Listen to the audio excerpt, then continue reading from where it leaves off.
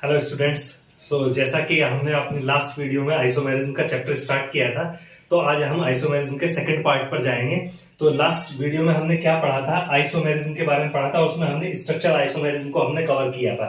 आज हम stereo isomerism को कवर करेंगे। स्ट्रक्चरल आइसोमेरिज्म में हमने क्या क्या पढ़ा था? Chain isomerism, position isomerism, functional isomerism, metamerism and tautomerism. ये 5 तरह की होती है। चेन आइसोमेरिज्म जहां पर क्या है कि डिफरेंट कार्बन की चेन डिफर करे, वो चेन आइसोमेरिज्म कहलाती है। और ऐसे आइसोमर चेन आइसोमर या स्केलेटल आइसोमर कहलाते हैं। ठीक है। पोजीशन आइसोमेरिज्म, इसमें क्या होता है? फंक्शनल ग्रुप की या मल्टीपल बॉन्ड, डबल बॉन्ड या ट्रिपल बॉन्ड की पोजीशन डिफर करती है। कहीं किसी पर्टिकुलर कार्बन चेन में 2 पोजीशन पे है, 1 पोजीशन पे है, 3 पोजीशन पे है, तो फंक्शनल ग्रुप की पोजीशन, जो भी फंक्शनल ग्रुप अटैच है उस कार्बन चेन से, वो डिफर करती है। तो ऐसे आइसोमर पोजीशन आइसोमर या, और इस फिनोमेनन को क्या बोलते हैं? Position isomerism.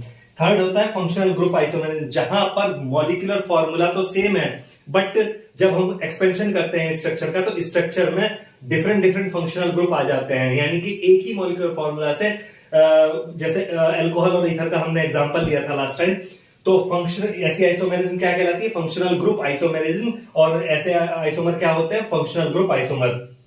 मेटामेरिज्म में हमने क्या बताया था कि फंक्शनल ग्रुप तो सिमिलर रहेगा, लेकिन फंक्शनल ग्रुप के दोनों साइड जो कार्बन चेन होगी वो डिफर करेगी, वो डिफरेंट होगी। जैसे एसिड, आप मिथाइल इथाइल कीटोन, ठीक है, तो एक तरफ मिथाइल है, एक तरफ इथाइल है, और बीच में कीटोन फंक्शनल ग्रुप है, तो ये मेटामेरिज्म कहलाती है। इस तरह की आइसोमेरिज्म मेटामेरिज्म कहलाती है, और ऐसे आइसोमर मेटामर्स कहलाते हैं। अब टोटोमेरिज्म में क्या बताया था हमने कि रेजोनेंस में जो है आपकी स्ट्रक्चर रहेगी, 2 डिफरेंट फंक्शनल ग्रुप आपस में कन्वर्ट होते रहे, जैसे कीटो इनोल टोटोमेरिज्म, कीटोन और इनोल। उसके लिए क्या हमने एक चीज बताई थी कि वहां पर फंक्शनल ग्रुप के एडजेसेंट कार्बन यानी अल्फा कार्बन पर एक हाइड्रोजन, मिनिमम 1 हाइड्रोजन कंपलसरी है, होना ही चाहिए, इट इज मस्ट। तो वो क्या कहलाती है? टोटोमेरिज्म कहलाती है इस आइसोमेरिज्म। तो ये हमने स्ट्रक्चर आइसोमेरिज्म लास्ट वीडियो में पढ़ा था। आज हम लेंगे स्टीरियो आइसोमेरिज्म। तो मैं यहां से इसको इरेज कर देता हूं, और अब हम आ जाते हैं अपने स्टीरियो आइसोमेरिज्म पर। आइसोमेरिज्म का सेकंड जो यूनिट है वो स्टीरियो आइसोमेरिज्म। अब ये 2 तरह की होती है, ज्योमेट्रिकल आइसोमेरिज्म और ऑप्टिकल आइसोमेरिज्म। ठीक है। ऑप्टिकल नाम से समझ में आ रहा होगा ऑप्टिकल आइसोमेरिज्म किस तरह की आइसोमेरिज्म, जहां लाइट इन्वॉल्व हो, लाइट का रोटेशन हो सकता हो, पोलराइज्ड लाइट का। ठीक है, तो वो ऑप्टिकल आइसोमेरिज्म होती है। ज्योमेट्रिकल आइसोमेरिज्म आपने देखा होगा कि अगर सपोज कोई, ये समझिए, ये मैं ले रहा हूं, ये एक कील है, बीच में एक क्या है? नेल कील है, और इससे कोई ये ब्लॉक ऊपर बना हुआ है, तो आप इसको ऐसे रोटेट कर सकते हैं, इजीली रोटेट हो जाएगा। ठीक है। नीचे वाला भी इजीली रोटेट हो जाएगा ऐसे। ठीक है। लेकिन अगर इसकी जगह मैं कहूं, इसकी जगह अगर ये ऐसे,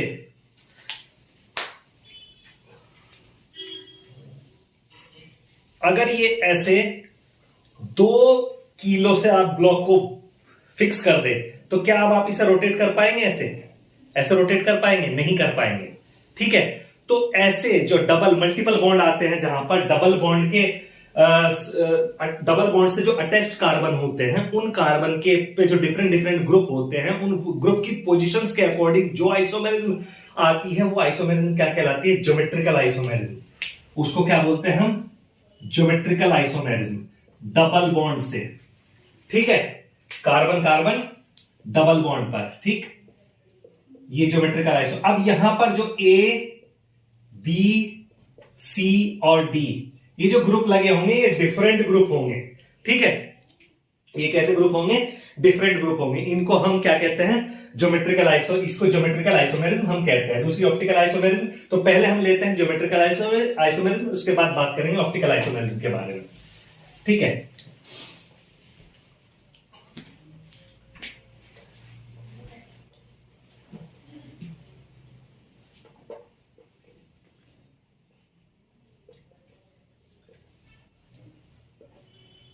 आइसोमेरिज्म, ठीक है, जैसे मैंने अभी एग्जांपल बताया था कि डबल ब्लॉक के साथ में आपका ये एक ब्लॉक है और ये दूसरा ब्लॉक है।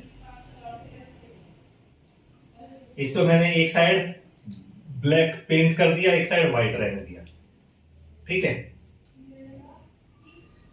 और इनको हमने आपस में जोड़ दिया दो नेल्स के साथ में, ठीक है। इसी तरह जब मैं इस ब्लॉक को ऐसे करके लिखूंगा रिवर्स, पहला ब्लॉक मैं ऐसे ही रहने देता हूं, ये ब्लैक पेंट किया हुआ है, ठीक है, इस साइड पर व्हाइट पेंट किया है।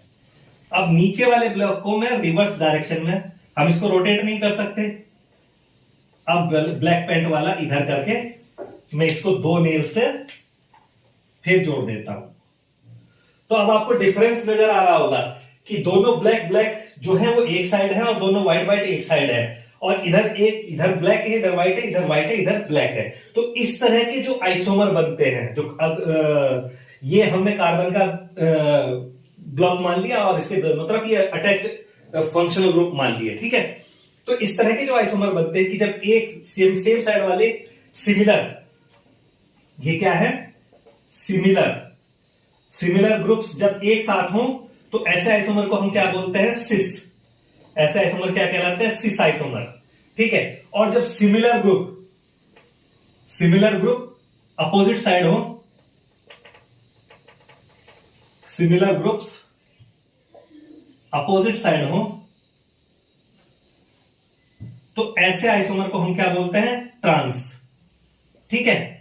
तो इनको हम सिस एंड ट्रांस आइसोमर बोलते हैं। तो क्या होता है कि free rotation is not possible, पहली कंडीशन, डबल बॉन्ड से जुड़ा है तो फ्री रोटेशन नहीं हो सकता, सिंगल बॉन्ड में फ्री रोटेशन होगा। पहली कंडीशन है कि free rotation is not possible, ठीक है। Position of various atoms attach to the carbon, double bond carbon, various atoms जो अटैच है उनकी पोजीशन जो आइसोमेरिज्म शो करेगी वो आइसोमेरिज्म क्या कहलाएगी, ज्योमेट्रिकल आइसोमेरिज्म कहलाएगी, ठीक है। ये तो मैंने एक ब्लॉक के एग्जांपल से समझाया। अब सिंपल एग्जांपल ले लेते हैं, जैसे कार्बन कार्बन बॉन्ड में, तो मैं ये लिख देता हूं कार्बन डबल बॉन्ड कार्बन, यहां पर बॉन्ड, यहां पर बॉन्ड, यहां पर बॉन्ड, ठीक है। इसको मैं लिख देता हूं हाइड्रोजन क्लोरीन, इसको हाइड्रोजन ब्रोमीन, ठीक है, ब्रोमीन। तो अब प्रायोरिटी के हिसाब से जो हम इसको देंगे 1 नंबर, इसको भी देंगे 1 नंबर, इसको देंगे 2 नंबर, इसको देंगे 2 नंबर, क्योंकि चारों आइटम डिफरेंट है, यहां पे ये सेम है लेकिन ये डिफरेंट है।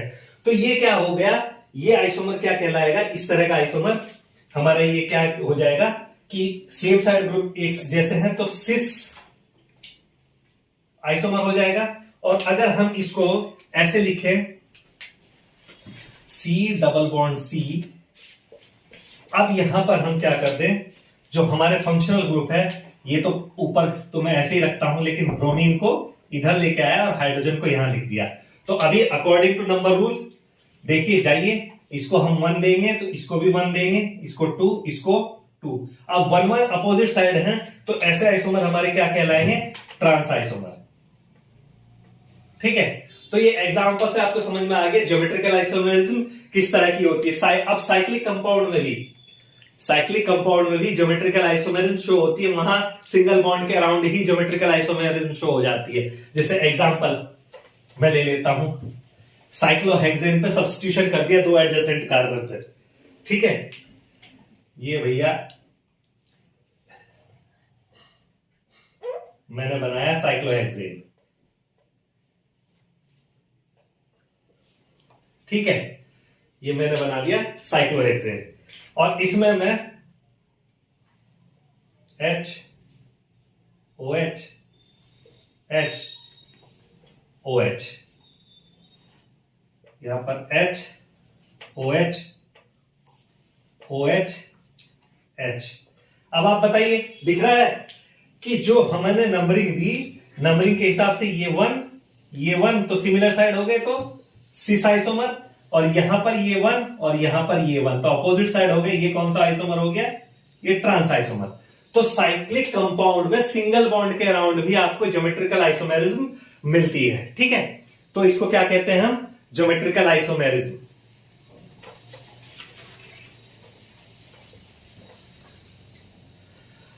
अब possible number of geometrical isomer हम निकालने के लिए क्या करेंगे? हमारे पास उसके लिए फॉर्मूला है, possible number of geometrical isomer, possible number of geometrical isomer is equal to, उसका हमारे पास फॉर्मूला है 2 की पावर n। n क्या है?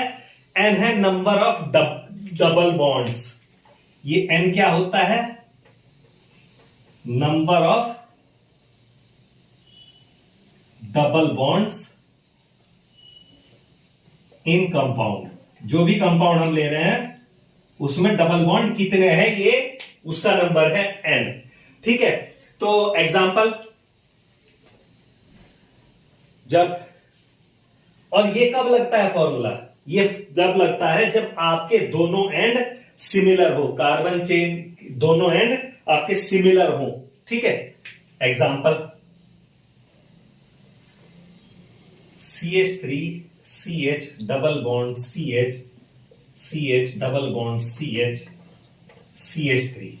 ठीक है, जब डबल बॉन्ड आपके डिफरेंट हो, CH2 CH3 डबल बॉन्ड के दोनों तरफ के कार्बन। अब आप देखिए यहां पर आपको दिख रहा होगा कि इधर मिथाइल है और इधर इथाइल है, तो डबल बॉन्ड के इस तरफ का ग्रुप और डबल बॉन्ड के इस तरफ का ग्रुप डिफरेंट है। या इस डबल बॉन्ड के रेस्पेक्ट में ले तो इस तरफ का पूरा ग्रुप और इस कार्बन के इस तरफ का पूरा ग्रुप, ये क्या है? डिफरेंट है। ये डिफरेंट है। या इसके अब दूसरे के रेस्पेक्ट में, इसके लिए रेस्पेक्ट में ले तो इधर, और इसके रेस्पेक्ट में इधर, ये ग्रुप डिफरेंट है। जब ये ग्रुप डिफरेंट है तब आपका ये फॉर्मूला लगेगा। तो यहां पर कितने डबल बॉन्ड है? Number of possible geometrical isomer is equal to 2 raise power n, और 2 कितने डबल बॉन्ड है भैया? 1 और 2, 2 raise power 2 is equal to 4। ये आपका हो जाएगा आंसर। यहां पर कितना है आंसर? यहां पर हो जाएगा। ठीक है, अब जब आपके दोनों तरफ ग्रुप इक्वल हो, जब दोनों तरफ एक जैसे ग्रुप हो, डबल बॉन्ड के दोनों तरफ एक जैसे ग्रुप हो, तब आपका नंबर ऑफ पॉसिबल आइसोमर हो जाएगा। क्या बोल रहा हूं? जब दोनों तरफ ग्रुप एक जैसे हो तब आपका ये फॉर्मूला हो जाएगा 2 raise to power n minus 1 plus 2 raise to power n by 2 minus 1, p minus 1, sorry, p minus 1। और p क्या है? p आपका है टोटल नंबर ऑफ एटम्स को। p को कैसे निकालते हैं? p is equal to n plus 1 by 2।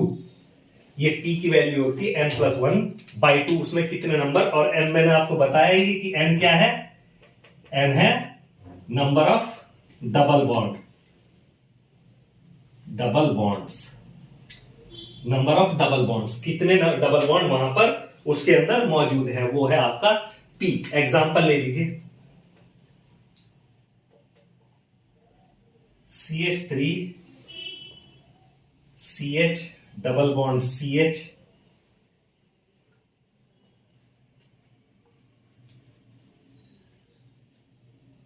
CH double bond CH CH3। अब देखिए यहां पर CH एग्जाम डबल बॉन्ड के इर्द गिर्द,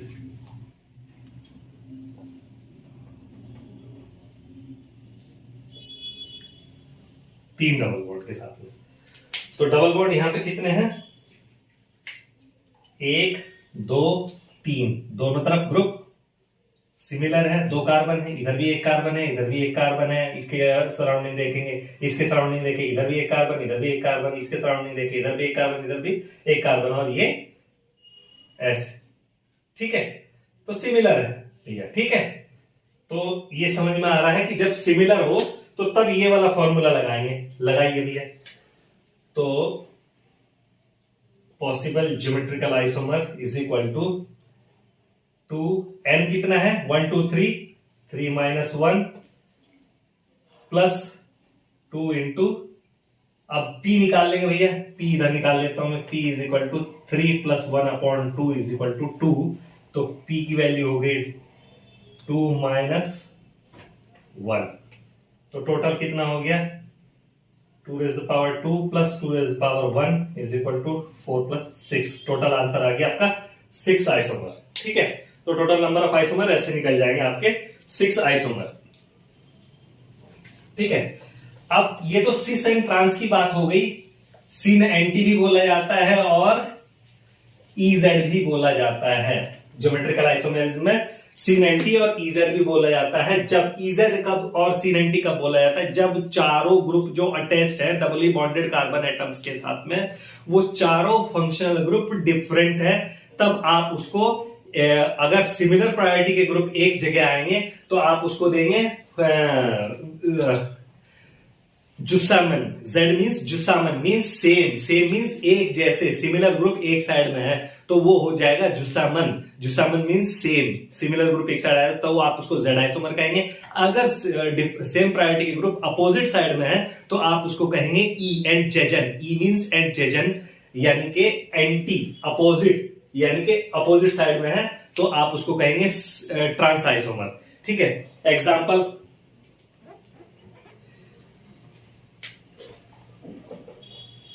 EZ कॉन्फ़िगरेशन, ठीक है। यहां पर E का मतलब है, E का मतलब है एंटजेजन यानी कि अपोजिट साइड में, जब सिमिलर ग्रुप अपोजिट साइड में हो, और Z का मतलब है जुसामन यानी कि सेम साइड में हो, ठीक है। तो इस फॉर्म को हम क्या कह सकते हैं, एंटजेजन को हम ट्रांसफॉर्म भी कह सकते हैं, ट्रांस, और इसको हम क्या कह सकते हैं, सिस फॉर्म भी कह सकते हैं, ठीक है। तो इसको हम सिस फॉर्म भी कह सकते हैं। और ये कब होता है, जब दोनों कार्बन से, डबली बॉन्डेड कार्बन एटम से डिफरेंट ग्रुप अटैच हो, डिफरेंट ग्रुप अटैच हो, ठीक है। एग्जांपल जैसे मैं ये लेता हूं C double bond C, fluorine, chlorine, bromine, iodine, ठीक है। ये डिसाइड होता है एटॉमिक वेट के अकॉर्डिंग। तो एटॉमिक वेट के अकॉर्डिंग अगर इस कार्बन की बात करें तो इसका एटॉमिक वेट ज्यादा है, इसको प्रायोरिटी 1, इसको प्रायोरिटी 2। एटॉमिक वेट इसका ज्यादा है, इसको प्रायोरिटी 1, इसको प्रायोरिटी 2। तो यहां पर एक जैसे, तो ये कौन सा आइसोमर है, जेड आइसोमर।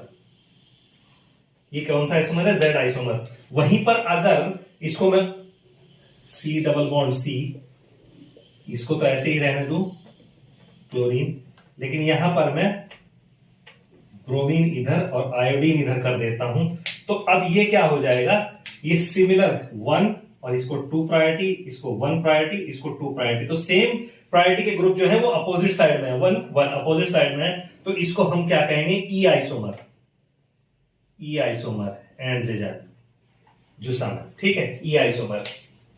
तो ये इजेड फॉर्मेशन हो गई, इजेड फॉर्मेशन, ठीक है। देन अब इसके अलावा ज्योमेट्रिकल आइसोमेरिज्म ऐसा ही नहीं कि सिर्फ कार्बन कार्बन के बीच हो, double bond, carbon carbon double bond के बीच में। Geometrical isomerism carbon double bond nitrogen के बीच भी होती है, नाइट्रोजन डबल बॉन्ड नाइट्रोजन के बीच भी होती है, ठीक है। जिसके एग्जांपल हैं oxides and azo compounds, diazo compounds, ठीक है।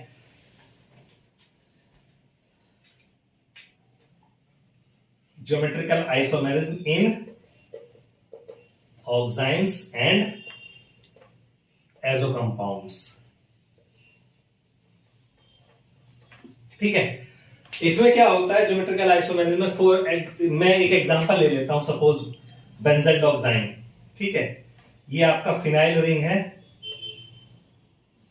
ये यहां पर आपका कार्बन रहता है, डबल बॉन्ड नाइट्रोजन, और ये H और ये OH, इसकी दो फॉर्म मैं लिख देता हूं ऐसे, C double bond N OH H, इस तरह लिखते हैं इसको हम बेंजोइक को। तो अब यहां पर देखिए, जो ये कार्बन, जब हाइड्रोजन, आपका हाइड्रोजन और OH एक साइड में हो, एक ही साइड हो कार्बन नाइट्रोजन डबल बॉन्ड के, तो ऐसी फॉर्म क्या कहलाती है? Cis form. ठीक है। और जब ये अपोजिट साइड में हो तो ऐसी फॉर्म क्या कहलाती है? ट्रांसफॉर्म। अब भैया यहां तो कुछ नहीं है, यहां तो कुछ नहीं है, नहीं, ऐसा नहीं है। यहां पर नाइट्रोजन के पास जो लोन पेयर ऑफ इलेक्ट्रॉन होते हैं ना, वो यहां पर हम ऐसे इसको ऐसे शो कर देते हैं। तो अब दिख रहा है, अब दिख रहा है ना कि सिमिलर है। ठीक है। तो ऐसे हमारे ये सिस फॉर्म, ये ट्रांसफॉर्म बनती है। ठीक है। याद रखने वाली बात सिर्फ इतनी कि हाइड्रोजन और हाइड्रोक्साइड एक साइड हो तो सिस फॉर्म और अपोजिट साइड हो तो ट्रांसफॉर्म। इसी तरह आपका जो यहां पर अगर मैं, चलिए मैं थोड़ा सा और चेंज कर देता हूं।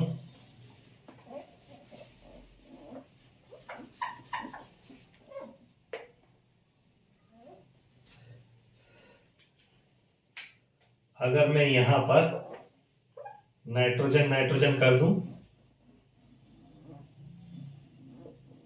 और ये बना देता हूं। ठीक है। यहां भी नाइट्रोजन हो गया, और अब ये बेंजीन में इस साइड बना देता हूं। ठीक है भैया। तो बात वही है कि lone pair of electron nitrogen पे रहते हैं। ठीक है। तो यहां तो इट्स वेरी क्लियर कि लोन पेयर एक साइड है और फिनाइल रिंग एक साइड है, तो ये फॉर्म क्या कहलाएगी? Cis form. और अपोजिट साइड है तो ये कौन सी फॉर्म कहलाएगी? ट्रांसफॉर्म। ठीक है। तो ये ज्योमेट्रिकल आइसोमेरिज्म के बारे में, ज्योमेट्रिकल आइसोमेरिज्म। ठीक है। अब नेक्स्ट हम इस पे जाते हैं, ऑप्टिकल आइसोमेरिज्म। नेक्स्ट टॉपिक है हमारा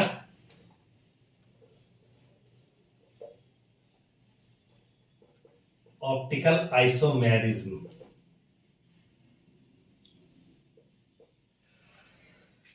ये क्या होती है? जब हम किसी लाइट को, आप नॉर्मल लाइट देखेंगे तो वो चारों तरफ फैल के चलती है, एक जगह नहीं, चारों तरफ फैल के चलती है। लेकिन हम अगर उसे किसी पोलराइजर से पास करें, ठीक है, उस लाइट को, तो वो किसी एक पर्टिकुलर डायरेक्शन में वो पास होगी। ठीक है। ये हमारी नॉर्मल जो हमारी लाइट है, ये इस तरह होती है।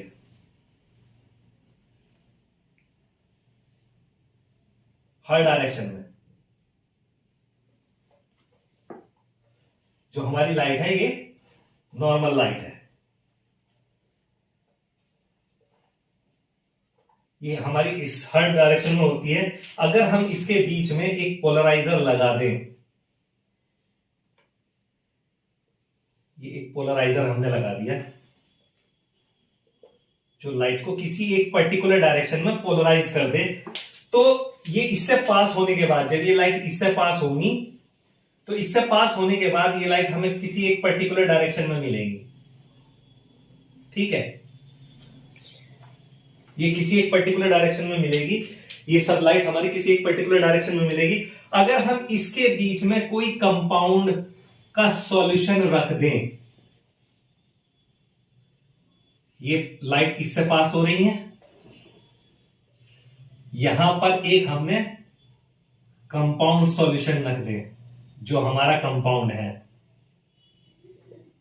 कंपाउंड का सॉल्यूशन रख दे, तो जब ये लाइट इस कंपाउंड से पास होके इस डायरेक्ट इधर निकलेगी, तो अब देखना क्या है, यहां पे ऑब्जर्वर है, यहां पे हमारा क्या है? ऑब्जर्वर है जो देख रहा है। जो अपनी आंख से देख रहा है कि लाइट या तो क्या होगा, या तो क्लॉकवाइज घूम जाएगी ऐसे किसी पर्टिकुलर एंगल पर, ठीक है, या एंटी क्लॉकवाइज घूम जाएगी, या तो क्लॉकवाइज घूम जाए लाइट या एंटी क्लॉकवाइज घूम जाए लाइट। ठीक है। अगर नहीं घूमी तो मतलब कंपाउंड ऑप्टिकली एक्टिव नहीं है, लेकिन अगर वो रोटेशन कर रहा है, लाइट को रोटेट कर दे रहा है, चाहे तो क्लॉकवाइज रोटेट कर दे रहा है कुछ पर्टिकुलर डिग्री, या एंटी क्लॉकवाइज रोटेट कर दे रहा है, तो ऐसे कंपाउंड जो लाइट को रोटेट कर दे रहे हैं, उस पोलराइज लाइट को एक डायरेक्शन में रोटेट कर दे रहे हैं, क्लॉकवाइज या एंटी क्लॉकवाइज, ऐसे कंपाउंड क्या कहलाते हैं? ऑप्टिकल आइसोमर कहलाते हैं। और इस पूरे फिनोमेनन को क्या कहते हैं हम? Optical isomerism. और ये पूरा का पूरा जो सिस्टम बनाया हमने, ये सिस्टम क्या कहलाता है? Polarimeter.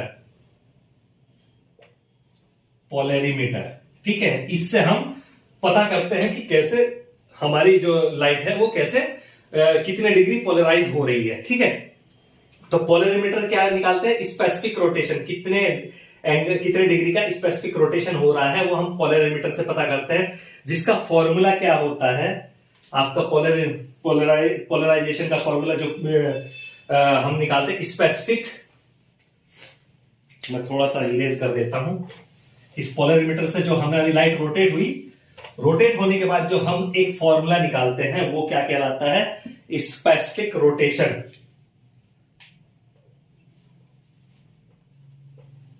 Specific rotation of light, ठीक है। इसको हम डिनोट करते हैं अल्फा से। ये पर्टिकुलर टेम्परेचर और is equal to A upon L into C, ये हमारा फॉर्मूला है, ठीक है। तो यहां पे T क्या है कि किस पर्टिकुलर टेम्परेचर पे हम ये चेक कर रहे हैं। D क्या है? वेवलेंथ ऑफ लाइट, जो लाइट हमने प्रोवाइड की उस पूरे सिस्टम में, उस लाइट की वेवलेंथ क्या है, ठीक है। T क्या है? T denotes temperature, D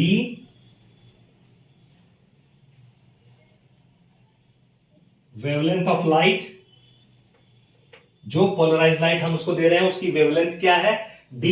A angle of rotation, A क्या है? कितने डिग्री वो रोटेट हुआ उस पोलरीमीटर में आपको पता चलेगा। A एंगल ऑफ रोटेशन, कितने डिग्री वो रोटेट हुआ, तो स्पेसिफिक रोटेशन हमारा निकल जाएगा कितना हुआ स्पेसिफिक रोटेशन। और L क्या है हमारा? L length of polarimeter tube,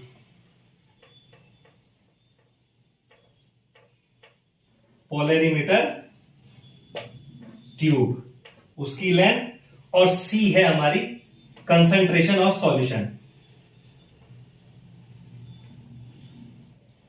solution, कितनी कंसंट्रेशन का सॉल्यूशन हमने यूज किया, ठीक है। तो ये सब वैल्यूज हमें दी होगी, और इन सब वैल्यूज को इस फॉर्मूले में हम लगाएंगे तो हमारा स्पेसिफिक रोटेशन निकलकर आ जाएगा, ठीक है। तो जो क्लॉकवाइज रोटेशन होता है, जब अगर क्लॉकवाइज रोटेशन कर रहा है कोई कंपाउंड, ठीक है, क्लॉकवाइज रोटेशन अगर कोई कंपाउंड करता है तो उसको हम बोलते हैं डेक्स्ट्रो रोटेटरी,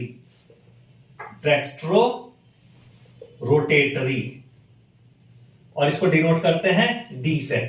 क्लॉकवाइज रोटेशन अगर करे कोई कंपाउंड, क्लॉकवाइज रोटेशन अगर हमें मिलता है तो वो डेक्स्ट्रो रोटेटरी है, और अगर एंटी क्लॉकवाइज रोटेशन मिलता है तो उसको हम बोलते हैं लीवो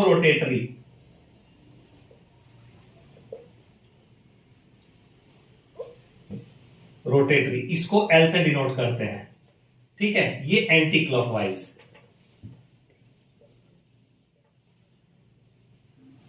रोटेशन, ठीक है। तो डेक्स्ट्रो रोटेटरी और लीवो रोटेटरी। डेक्स्ट्रो रोटेटरी कौन सा? जो क्लॉकवाइज रोटेशन करे, जो आपका क्लॉकवाइज रोटेशन करे। जो एंटी क्लॉकवाइज रोटेशन करेगा वो लीवो रोटेटरी, या प्लस माइनस भी बोलते हैं इनको, ठीक है। अब भैया ऑप्टिकल आइसोमेरिज्म होती कब है? जब कंपाउंड ऑप्टिकली एक्टिव होता कब है? जब कंपाउंड के अंदर कम से कम एक कार्बन एटम असिमेट्रिक हो। एक कार्बन एटम कैसा हो? असिमेट्रिक का मतलब उससे अटैच जितने भी ग्रुप, फंक्शनल ग्रुप या कोई भी कार्बन चेन अटैच हो, वो डिफरेंट हो, वो सेम नहीं होनी चाहिए। अगर किसी भी एक उस कार्बन पर किसी भी कंपाउंड में अगर कोई ऐसा कार्बन नहीं है जहां पर अटैच फंक्शनल ग्रुप डिफर नहीं कर रहे हैं, एटलीस्ट दो ग्रुप सेम है, तो वो कायरल कंपाउंड नहीं हो सकता, वो एसिमेट्रिक कंपाउंड नहीं हो सकता, और अगर वो कायरल नहीं होगा, एसिमेट्रिक नहीं होगा, तो वो ऑप्टिकल एक्टिविटी शो नहीं करेगा। जैसे मैं दो एग्जांपल आपके सामने डालता हूं। अगर मैं लिखूं भैया, ये कार्बन है, यहां पर मिथाइल, यहां पर H, यहां पर CH2 CH3 और यहां पर मिथाइल। ठीक है, ये मैंने एक लिखा, और एक कंपाउंड में लिखता हूं, यहां पर मिथाइल, यहां पर CH, यहां पर CH2 CH3 और यहां पर क्लोरो। तो आप देख रहे होंगे कि इसके अंदर ये मिथाइल है और ये मिथाइल है, दो कार्बन, दो फंक्शनल ग्रुप सिमिलर हो गए, तो ये हमारा एसिमेट्रिक कंपाउंड नहीं है। जबकि इसमें क्या है, इस कार्बन पर देखिए कि ये ग्रुप अलग है, ठीक है, ये क्लोरो ग्रुप अलग है, इथाइल ग्रुप अलग है और हाइड्रोजन अलग है, चारों ग्रुप डिफरेंट है। तो ये हमारा क्या है, एसिमेट्रिक है।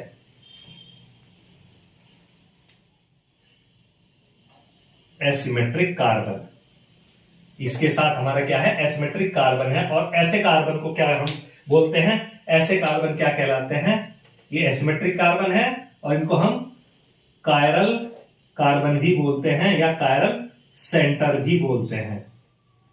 ठीक है, कायरल सेंटर भी बोलते हैं। तो किसी भी कंपाउंड के अंदर जब तक कम से कम एक कायरल सेंटर नहीं होगा या एक एसिमेट्रिक कार्बन नहीं होगा, वो ऑप्टिकल एक्टिविटी शो नहीं कर सकता। ठीक है, तो ये हो गया कि क्या कारण है कि कंपाउंड ऑप्टिकल आइसोमेरिज्म शो करते हैं। ठीक है, ऑप्टिकल आइसोमेरिज्म क्या कारण है कि कंपाउंड शो करते हैं। अब possible number of optical isomers कैसे निकालते हैं भैया हम, possible number of optical isomer, possible number of optical isomers is equal to 2 raised to power n। Simple formula है 2 raised to power n। यहां पर n क्या है, n जो है number of chiral centre, chiral carbon या chiral centre, कितने करने उसमें कायरल सेंटर है या कायरल कार्बन है। ठीक है, तो वो आपका क्या है, वो रहेगा ऑप्टिकल आइसोमर। उससे हम नंबर ऑफ ऑप्टिकल आइसोमर हम निकाल सकते हैं। जैसे फॉर एग्जांपल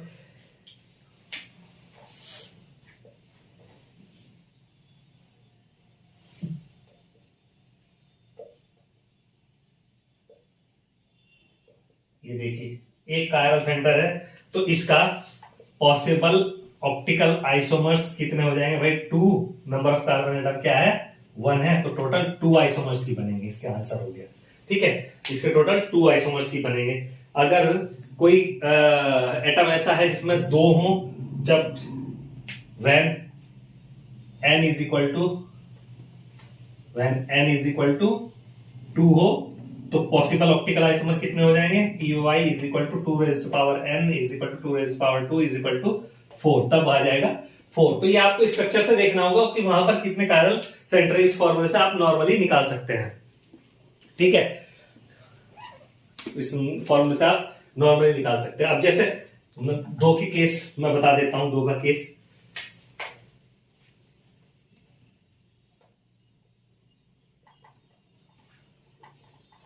ये लीजिए, अब आप देखेंगे तो यहां पर total number of chiral centre कितने हो गए, एक तो ये है ही, एक ये हो गया, 2 हो गए। तो 2 के केस में क्या आ जाएगा, 4 आ जाएगा आंसर। ठीक है, देन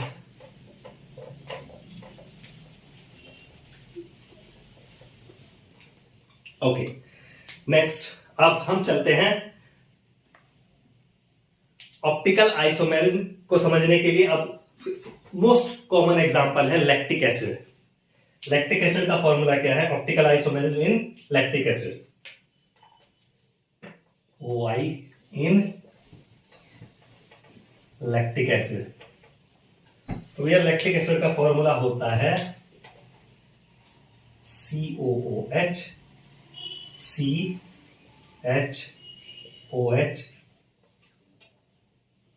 CH3। ये क्या है, आपका लैक्टिक एसिड है। ठीक है, ये आपका लैक्टिक एसिड है। अब इसका हम रोटेशन कैसे देखेंगे भैया, रोटेशन देखने के लिए सबसे मेन चीज है, आप ऑब्जर्वर हैं तो आप यहां पर खड़े हो जाइए। यहां से जब आप किसी चीज को देख रहे हैं, इधर से आप किसी चीज को देख रहे हैं, तो देखिए, मुझे देखिए, ये मेरा लेफ्ट हैंड है और ये मेरा राइट हैंड है। तो यहां मेरा आया क्या, लेफ्ट हैंड, और यहां मेरा आया राइट हैंड। ठीक है। अब जब ये लेफ्ट हैंड राइट हैंड आ गया, तो इसका मतलब हमें क्या पता चल गया कि ये हमारा लेफ्ट हैंड की साइड है। अगर हम इस प्रोजेक्शन में देखें, ये हमारा लेफ्ट हैंड की साइड है और ये हमारा राइट हैंड की साइड है। मैं इस स्ट्रक्चर को ऐसे लिख लेता हूं कि चलिए भैया, ये हमारा COH इधर है और हमारा CH3 इधर। ठीक है। और अब हमारा जो बचा हाइड्रोजन, हाइड्रोजन को हम बैक साइड लिखते हैं। हाइड्रोजन हम मानते हैं कि हमसे दूर, सबसे लोएस्ट प्रायोरिटी का ग्रुप हमसे दूर है, हमसे दूर की तरफ जा रहा है, तो उसको लिख देते हैं नीचे। और जो हमारे हाईएस्ट प्रायोरिटी का ग्रुप है वो हमारी तरफ है, उसको लिख देते हैं हम ऊपर। अब यहां से नंबरिंग करेंगे, अगर हम इसकी नंबरिंग करेंगे, तो ये 1 प्रायोरिटी, ये 2 प्रायोरिटी, ये 3 प्रायोरिटी का हो गया। वो तो 4th प्रायोरिटी है ही। अब देखिए, अब 1 2 3 करते हुए जाएंगे हम, 1 2 3। तो कैसा रोटेशन है भैया, एंटी क्लॉकवाइज। ठीक है, ये एंटी क्लॉकवाइज रोटेशन हो गया। अब मैं कहता हूं कि इसके सामने मैंने मिरर लगा दिया, इसके सामने मैंने मिरर लगा दिया। ठीक है। तो अब मिरर में इसकी इमेज कैसी दिखेगी, इसकी इमेज कैसे दिखेगी मिरर में, कि COH जहां है वो तो वहीं दिखेगा, कार्बन। और अब जो ये इधर है, ये नजदीक है, तो ये इस साइड दिखाई देगा, और मिरर में ये H अपोजिट साइड दिखाई देगा, और ये CH3 भी ऐसे ही दिखाई देगा। फिर से हम ऑब्जर्वर हैं, तो हम ऑब्जर्वर इस साइड से हम देखेंगे, तो ये हमारा लेफ्ट हैंड साइड और ये हमारा राइट हैंड साइड, उसी तरीके से। ठीक है। तो लेफ्ट हैंड साइड के हिसाब से मैं फिर से इसका फॉर्मूला बना देता हूं। तो ये हो गया हमारा COOH, ये C, और ये हमारा CH3 इधर चला गया। अब ये हाइड्रोजन को हम मानते हैं कि हमसे दूर है। ठीक है, हमसे दूर है, लेकिन ये अपोजिट है, तो यहां पर उल्टा हो जाएगा। OH जो है वो अब हमसे दूर दिखाई देगा, OH और H यहां आ जाएगा। अब अगर हम प्रायोरिटी नंबरिंग डालें प्रायोरिटी की, तो वो क्या होगी भैया, 1 2 3। ये तो अपोजिट है ना उसका। तो अब जब इसको घुमाएंगे 1 2 3, तो ये कौन सा रोटेशन आया भैया, ये आया क्लॉकवाइज, क्लॉकवाइज रोटेशन। ठीक है। तो एक डी आइसोमर हो जाएगा और एक एल आइसोमर हो जाएगा। ठीक, एक कैसा आइसोमर हो जाएगा, एक डी आइसोमर, एक एल आइसोमर। ठीक है, जो क्लॉकवाइज घुमा रहा है वो डी आइसोमर, और जो एंटी क्लॉकवाइज घुमा रहा है वो एल आइसोमर। ठीक है, वो एल आइसोमर। तो इस तरह हमें क्या कर, अब क्या है, ये डी एंड एल आइसोमर आपके आगे निकल गए। ठीक है, अब क्या होता है, तो भैया ऐसे आइसोमर क्या कहलाते हैं, ऑप्टिकल आइसोमर। अब ठीक है, तो इसमें ऑप्टिकल आइसोमर में ऐसे कंपाउंड जो एक दूसरे के, अब ये क्या है, मिरर इमेज है एक दूसरे की। ठीक है, ये क्या है, मिरर इमेज है एक दूसरे की। तो इसको D isomer, D tartaric acid,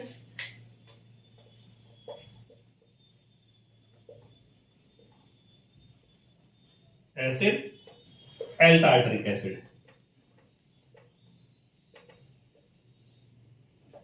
तो अब इसमें एक चीज देखिए, अगर मैं अपने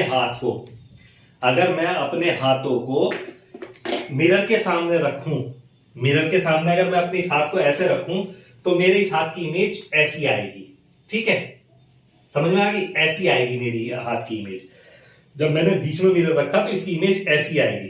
तो जब मैं इनको एक दूसरे के ऊपर कोइंसाइड करता हूं, ठीक है, तो क्या ये सुपर इंपोजेबल हो गए। सुपर इंपोजेबल का मतलब होता है कि जब वो एक दूसरे को पूरी तरह छुपा दें, तो वो सुपर इंपोजेबल होता है। अगर पूरी तरह नहीं छुपा पाए तो सुपर इंपोजेबल नहीं होता। नहीं छुपा पा रहे, देखिए इसका अंगूठा भी दिख रहा है, इसका अंगूठा भी दिख रहा है अलग से।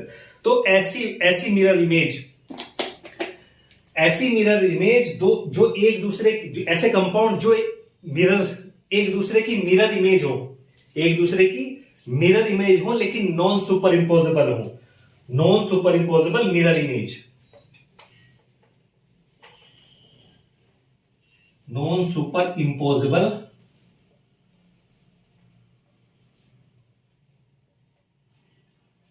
मिरर इमेज हो, तो ऐसे कंपाउंड क्या कहलाते हैं? ऐसे कंपाउंड को हम बोलते हैं एनेंशियोमर।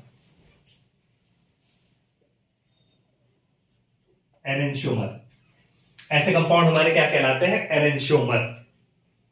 ठीक है, अब अगर मैं इन दोनों कंपाउंड को D tartaric acid plus L tartaric acid को, ये क्या कहलाते हैं? एनेंशियोमर। ठीक है, अब मैं D tartaric acid plus L tartaric acid दोनों का एक मिक्सचर 1:1 के रेशो में बना दूं, तो ऐसे जब ये मिक्स हो गए तो अब ये ऑप्टिकली इनएक्टिव हो जाएंगे, क्योंकि जितने डिग्री रोटेशन ये क्लॉकवाइज करेगा उतने डिग्री ही रोटेशन दूसरा वाला एंटी क्लॉकवाइज कर देगा, तो पोलराइज ऑप्टिकल एक्टिविटी जीरो हो जाएगी।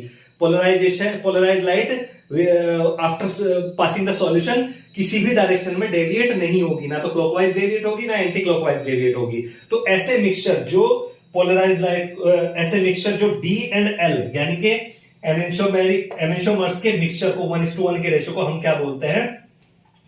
उसको हम बोलते हैं रेसिमिक मिक्सचर। इसको हम क्या बोलते हैं? Racemic mixture. इनको हम क्या बोल देते हैं? रेसिमिक। अगर ये दोनों मिक्स कर दिए जाएं 1:1 के रेशो में, तो ऐसे में क्या कहलाते हैं? Racemic mixture. अब रेसिमिक मिक्सचर ऐसा नहीं कि भैया रेसिमिक मिक्सचर और वो पोलराइज लाइट को नहीं करेंगे डेविएट, ठीक है, लेकिन रेसिमिक मिक्सचर सेपरेट किए जा सकते हैं। रेसिमिक मिक्सचर को, क्योंकि वो दो डिफरेंट कंपाउंड है, उनकी ऑप्टिकल एक्टिविटी डिफरेंट है, तो उनको सेपरेट किया जा सकता है। उसको सेपरेट करने के 3 मेथड होते हैं। एक होता है हमारा मैकेनिकल मेथड। तो जो सेपरेशन का मेथड होता है, separation of different isomers, optical isomer मैं कहूंगा, not isomer, optical isomers from racemic mixture is known as उसको हम नाम देते हैं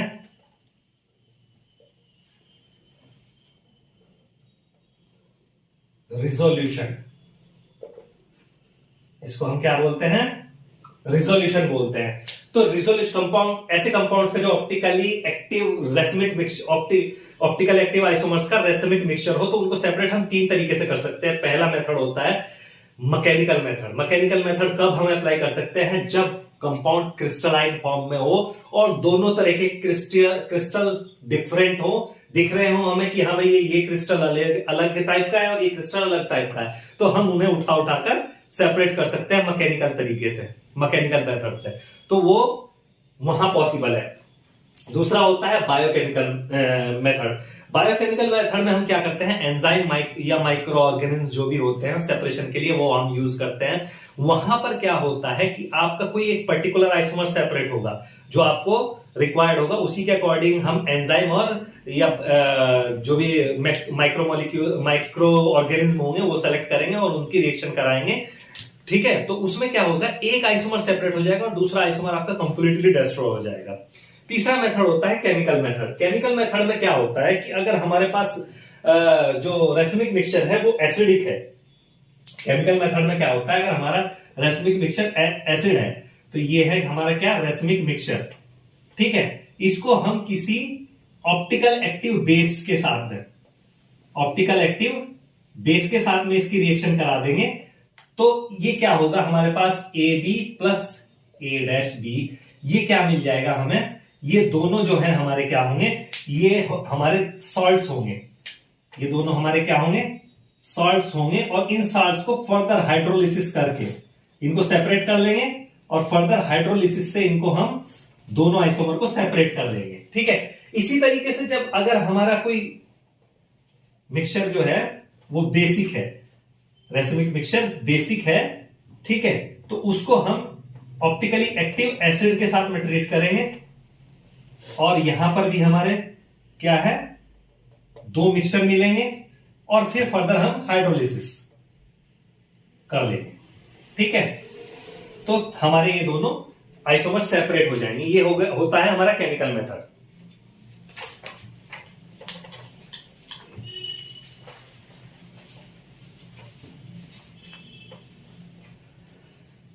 देन अब एक एग्जांपल और लेते हैं टार्टरिक एसिड का, ठीक है, optical isomerism in tartaric acid. तो भैया टार्टरिक एसिड का फॉर्मूला होता है COH CHOH CHOH,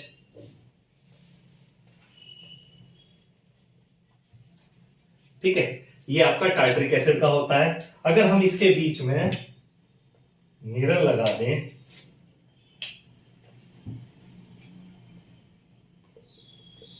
ठीक है, तो जो जहां है भैया वो तो वैसे ही दिखेगा COH, लेकिन इनकी बीच वाले एटम की पोजीशन ऐसे चेंज हो जाएगी, ठीक है, बीच वाले एटम की पोजीशन ऐसे चेंज हो जाएगी, ठीक है। तो अब हम यहां पे देखते हैं कि एक का रोटेशन क्लॉकवाइज मिलेगा आपको और एक का रोटेशन एंटी क्लॉकवाइज मिलेगा, ठीक है। तो ये कहलाएगा D tartaric acid, sorry lactic acid, D tartaric, lactic पहले था, टार्टरिक एसिड, और ये एल टार्टरिक एसिड।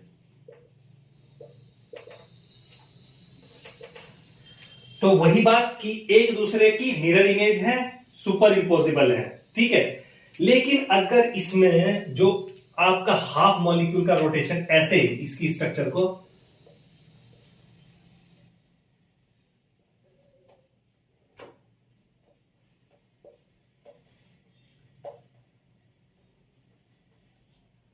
ठीक है, ये स्ट्रक्चर फर्स्ट, ये स्ट्रक्चर सेकंड और ये स्ट्रक्चर थर्ड, ठीक है। अब आप देख रहे हैं कि स्ट्रक्चर फर्स्ट और सेकंड जो है एक दूसरे की मिरर इमेज है, नॉन सुपर इंपोजिबल है, एक दूसरे के ऊपर सुपर इंपोज नहीं की जा सकती। तो ये क्या है, एक दूसरे के आइसोमर है। तो फर्स्ट एंड सेकंड क्या है, एनेंटियोमर्स है एक दूसरे के।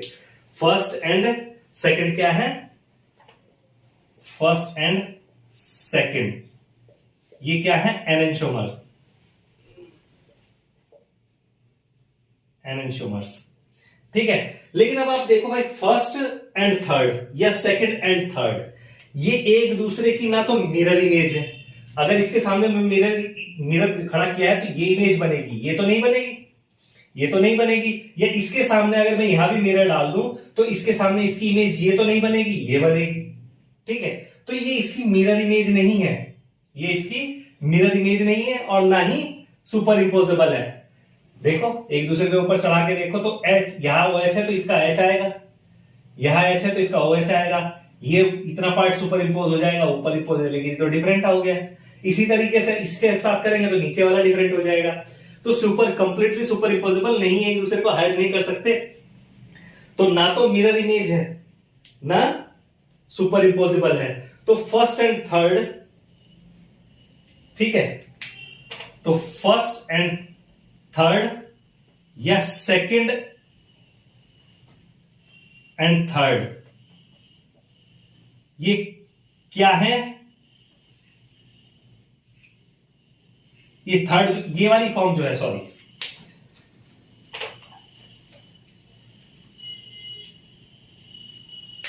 ये वाली फॉर्म कहलाएगी मीजो फॉर्म, ठीक है। और ये क्या है, एक दूसरे के डायस्टीरियोमर्स,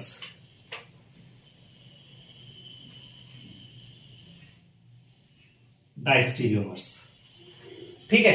अब एनेंटियोमर्स तो क्या है, ना तो मिरर इमेज है, ये first and third and second and third एक दूसरे के क्या है, डायस्टीरियोमर्स है, आइसोमर है लेकिन सुपर इंपोजिबल है। अब मीजोफॉर्म क्या होती है, हमने वैसे भी बताया था कि एक्सटर्नल दो डिफरेंट कंपाउंड, एक डीप एक डी फॉर्म एक एल फॉर्म जब 1:1 के रेशियो में मिल जाती है तो वो रेसिमिक मिक्सचर बनता है। और एक्सटर्नल कंपनसेशन की वजह से क्या होता है कि 50% रोटेशन वो कैंसिल करता है, 50% रोटेशन अपोजिट साइड का वो कैंसिल कर देता है, तो पोलराइज लाइट का रोटेशन नहीं हो पाता। तो ऐसे मिक्सचर क्या कहलाते हैं, रेसिमिक मिक्सचर कहलाते हैं। लेकिन अब इंटरनल कंपाउंड में ही अगर ये देखिए एक रोटेशन ऐसे हो रहा है और दूसरे की तरफ से रोटेशन ऐसे हो रहा है, यानी कि डी और एल दोनों रोटेशन एक ही कंपाउंड के अंदर हो रहे हैं, तो ऐसे इंटरनल कंपनसेशन की वजह से ये ऑप्टिकली इनएक्टिव हो जाते हैं। ऑप्टिकली इनएक्टिव हो जाते हैं ये कंपाउंड। और ऐसे कंपाउंड क्या कहलाते हैं, मीजो कंपाउंड कहलाते हैं। इस फॉर्म को हम क्या बोलते हैं, मीजोफॉर्म बोलते हैं। ठीक है, इस फॉर्म को हम क्या बोलते हैं, मीजोफॉर्म। ठीक,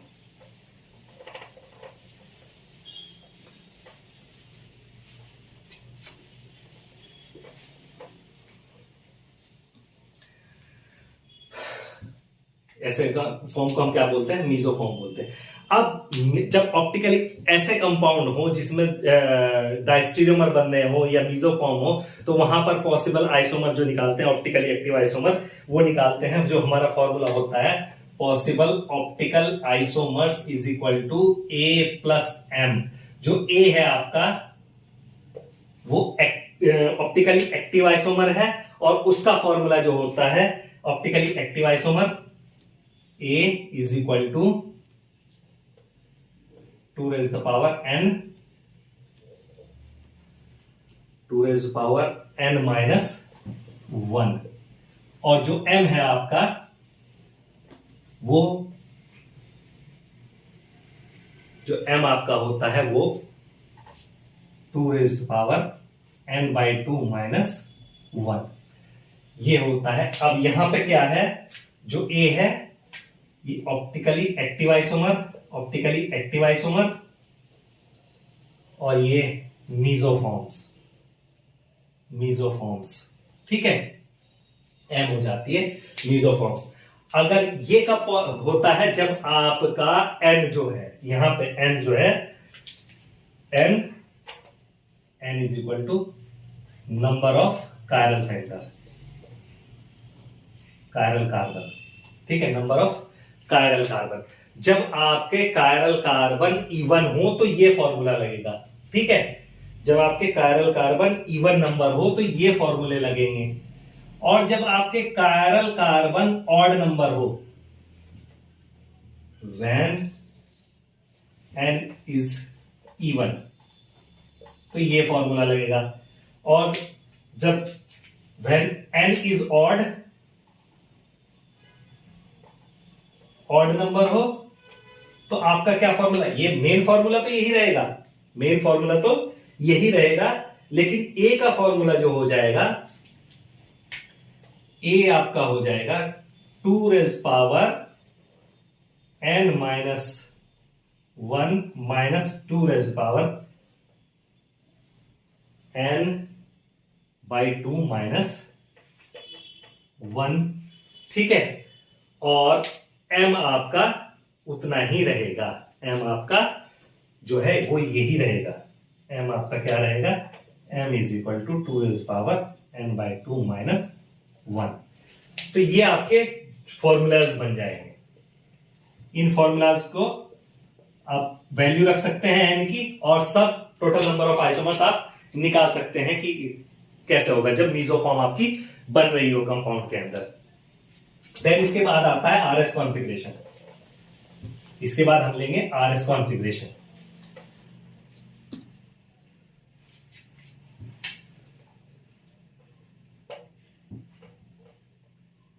आरएस कॉन्फ़िगरेशन,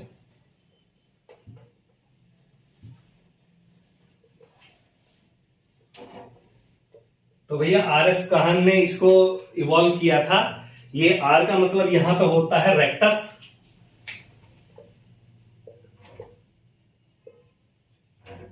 रेक्टस मतलब राइट या क्लॉकवाइज, और एस का मतलब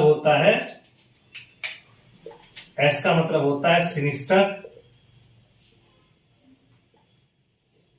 मतलब लेफ्ट या एंटी क्लॉकवाइज। ठीक है, तो जब रोटेशन एंटी क्लॉकवाइज हो तो वो एस फॉर्म होगी, और जब रोटेशन क्लॉकवाइज हो तो वो आर फॉर्म होगी। ठीक है, जब रोटेशन एंटी क्लॉकवाइज हो तो वो एस फॉर्म होगी, जब रोटेशन एंटी क्लॉकवाइज हो तो वो आर फॉर्म होगी। ठीक है, ये आर एस एग्जाम्पल लेता हूं मैं। देखिए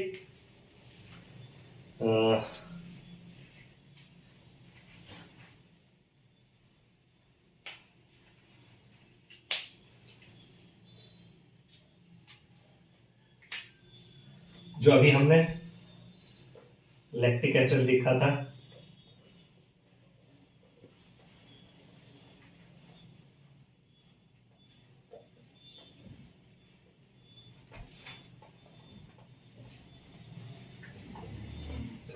ये मैं ये लिख लेता हूं,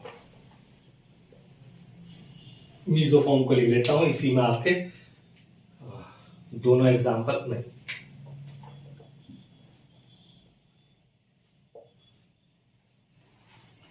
ठीक है, एज अ ऑब्जर्वर यहां से देखेंगे तो जो रोटेशन आएगा वो इस तरह आएगा, इसका इस तरह आएगा और इसका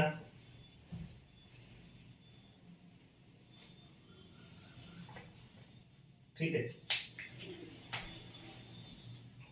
तो इसको इसकी प्रायोरिटी फंक्शनल ग्रुप की, इसकी प्रायोरिटी 1, इसकी प्रायोरिटी सी के बाद 2, इसकी प्रायोरिटी 3। ये हो गया हमारा कायरल सेंटर। इसकी प्रायोरिटी 4। तो भैया इसमें क्या है, इसको अगर हम ऐसे लिख लें, 1 प्रायोरिटी ये आएगा। अब जब जैसे 1 प्रायोरिटी में 1 2 3, तो जैसे दिख रहा है इसकी प्रायोरिटी 2,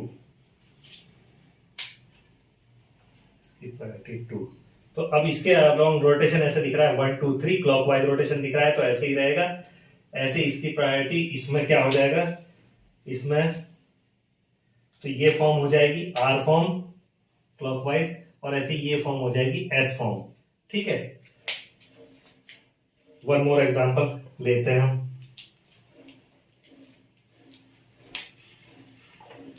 सी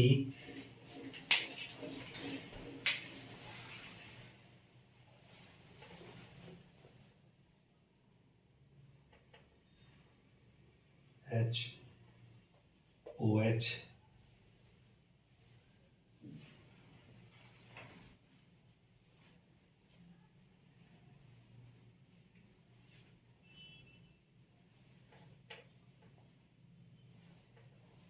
इथाइल।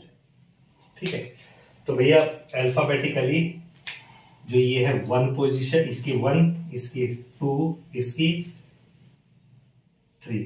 तो जब ये इस तरह का बॉन्ड दिख रहा हो तो ये जैसा रोटेशन दिखाई देगा वैसे ही हम, ये दिख रहा है तो ये हो जाएगा आर आइसोमर, वैसे ही रख लेंगे। लेकिन अगर ये इस पे डॉटेड बॉन्ड पे आ जाएगा, वेज बॉन्ड पे आ जाएगा सॉलिड बॉन्ड से, तो ये क्या हो जाएगा, जैसा दिखेगा उसका रिवर्स हम कंसिडर करेंगे। जैसे मैं एग्जांपल ये लेता हूं यहां पर C, और अब मैं इसको कन्वर्ट कर देता हूं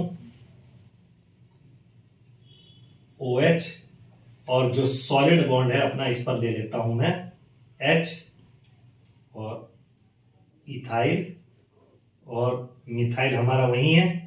तो अब यहां पर देखिए कि इसकी प्रायोरिटी 1, इसकी प्रायोरिटी 2, इसकी प्रायोरिटी 3, तो दिख कैसा रहा है, दिख तो रहा है क्लॉकवाइज, लेकिन जब ये पीछे की तरफ है तो इसका अपोजिट हो जाएगा, तो ये एस आइसोमर हो जाएगा।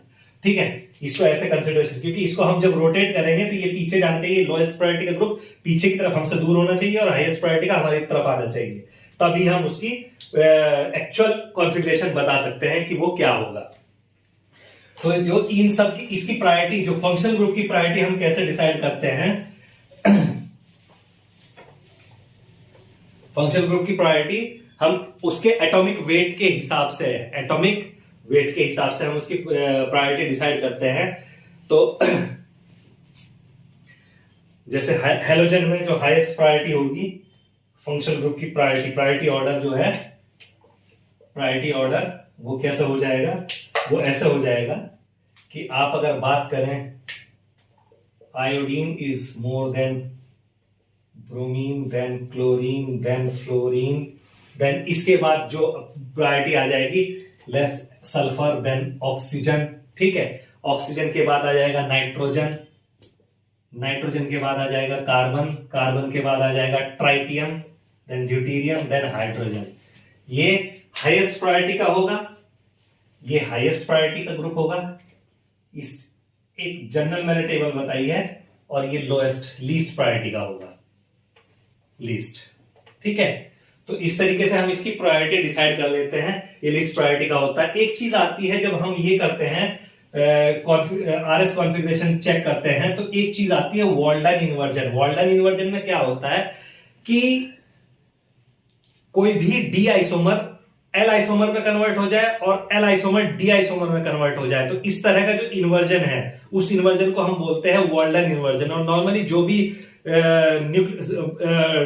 जो आपकी SN2 रिएक्शन होती है, बायोमोलिकुलर सब्स्टिट्यूशन रिएक्शन होती है, वो रिएक्शन फेवर्स करती है वॉल्डन इन्वर्जन को, क्योंकि आपका रिएक्टेंट और दोनों रिएक्टेंट, आपका न्यूक्लियोफाइल और रिएक्टेंट दोनों एक साथ, दोनों की कंसंट्रेशन पे वो रेट ऑफ रिएक्शन डिपेंड करता है, तो वहां पे वॉल्डन इन्वर्जन होता है। एक लीविंग ग्रुप आपका निकल रहा है और न्यूक्लियोफाइल आपका अटैक कर रहा है बैक साइड से, तो इधर से ग्रुप निकला और इधर से अटैक किया, तो रोटेशन हो जाता है मॉलिक्यूल में। तो ऐसे रोटेशन को, ऐसे इन्वर्जन को क्या बोलते हैं हम, वॉल्डन इन्वर्जन बोलते हैं, ठीक है। और रेसिमाइजेशन, ये वॉल्डन इन्वर्जन हो गया।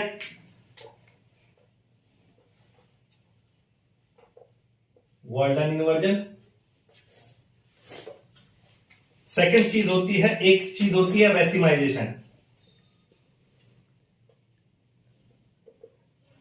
अब आपका कोई आइसोमर है, डी है या एल है, ठीक है, वो जितने भी क्वांटिटी में है उसका हाफ मटेरियल अगर आपका दूसरो आइसोमर में कन्वर्ट हो जाए, सेकंड आइसोमर में कन्वर्ट हो जाए, सपोज डी आइसोमर है और उसका हाफ अमाउंट जो है वो एल आइसोमर में कन्वर्ट हो जाए, तो अब आपका क्या आइसोमेरिक मिक्सचर बन जाएगा, वो एक सिंगल आइसोमर वहां पर नहीं है, और इस प्रोसेस को हम बोलते हैं रेसिमाइजेशन, ठीक है। इस प्रोसेस को हम बोलते हैं रेसिमाइजेशन। तो आपको अगर आज का मैंने कंप्लीट, आप अब तक जो भी था आइसोमेरिज्म वो कंप्लीट हो चुका है इन दो ही पार्ट में, तो आपको अगर रेसिमाइजेशन, आपको आइसोमेरिज्म में कोई क्वेश्चन हो तो आप कमेंट करें, मैं क्वेश्चन का आंसर दूंगा। आपको वीडियो पसंद आया हो तो वीडियो को लाइक करें, शेयर करें और चैनल को सब्सक्राइब करें।